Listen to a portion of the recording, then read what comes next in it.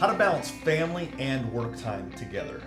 So today we're going to talk about how to balance that for myself, my wife, my 5 children. How do I make sure I balance enough time for them and have enough time at work? The reality of balance is it actually doesn't exist, and that's why everyone's trying to chase it and say, how do I balance work and family?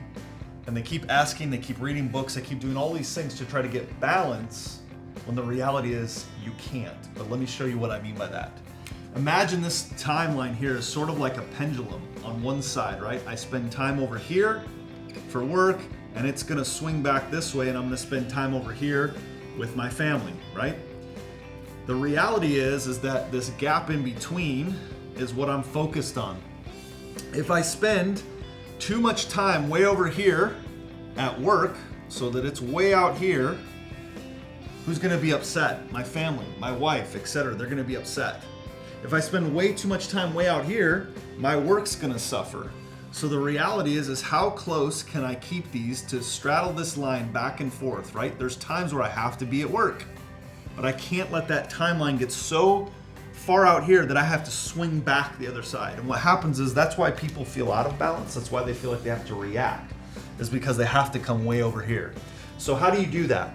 Some people say, well, create and have expectations. Well, what I would say is don't have expectations, have agreements. What do I mean by that? The agreement that I have with my family is that I work Monday through Friday. Because I have a business, it's easy to be drawn over here to work. So I work Monday through Friday. That's the agreement. If I have to work a Saturday or Sunday, I get agreement from them that that's okay. If I just said, well, you know it's that time of year, or this is when that happens, and so I have to go work. Well, yeah, but we didn't talk about that. We didn't have the agreement. You just expected. Remember, an expectation is when I put my desire on someone else and expect them to understand it. An agreement is when both of us, we shake hands, we agree on what the terms of the agreement are. Otherwise, it's just an expectation. So for me, this is how I keep a supposed work-life balance when I actually think that doesn't exist. I just need to stay as close to this as I can, follow the agreements that I make, and not be one side or the other too far that I have to swing back the other way really hard. And that's how I keep a work-life balance.